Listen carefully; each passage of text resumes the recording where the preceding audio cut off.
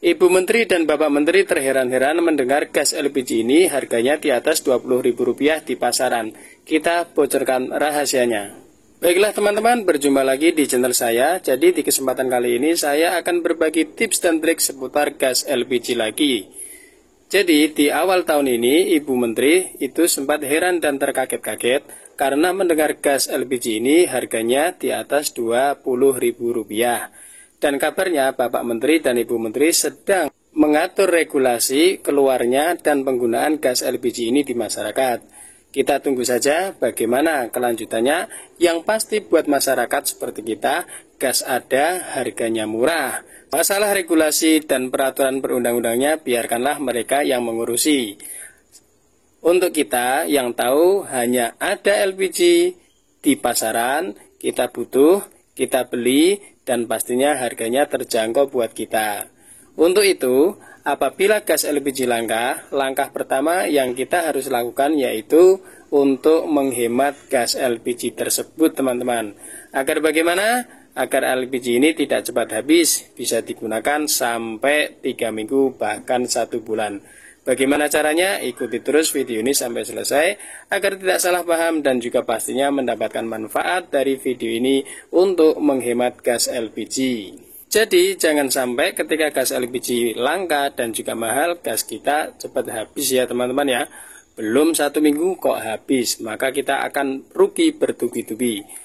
Jadi untuk menghemat gas LPG yang harus diperhatikan pertama, ketika teman-teman itu membeli gas LPG, pastikan teman-teman itu menemukan karet seal yang ada di LPG tersebut.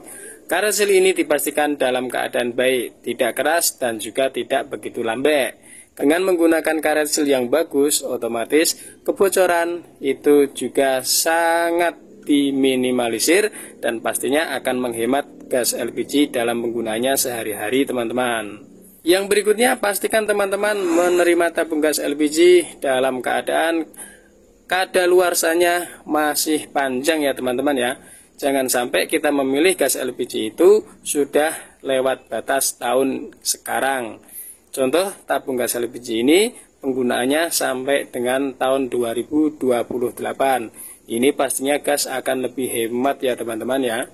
Yang berikutnya teman-teman bisa menggunakan gas LPG ini ketika di dapur itu dengan memberi alas kayu di bawahnya teman-teman.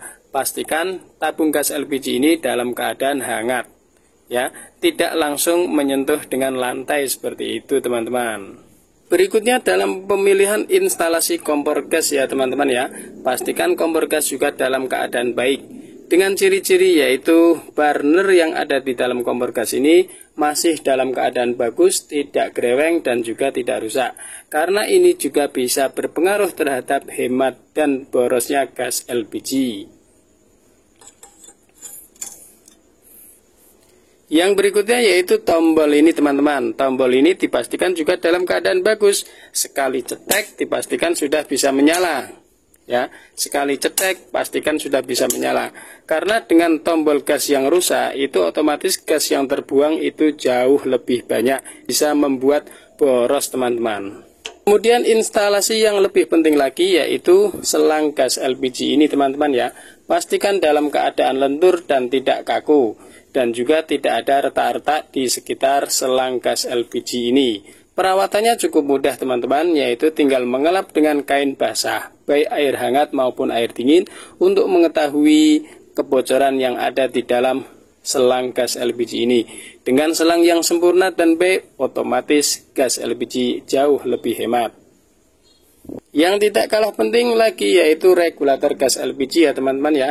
Pastikan regulator gas LPG ini juga dalam keadaan bagus. Lock kuncinya juga dalam keadaan sempurna. Kemudian pintu keluar untuk gas ini juga tidak mampet, apalagi bocor ya teman-teman ya. Pastikan ini dalam keadaan sempurna. Untuk memilih regulator yang bagus, teman-teman bisa menonton video yang pernah saya upload di channel ini. Baiklah teman-teman, demikian beberapa tips dan trik untuk menghemat gas LPG. Selain dari instalasi, pastikan teman-teman juga sangat bijak, harus bijak dalam menggunakan gas LPG tersebut.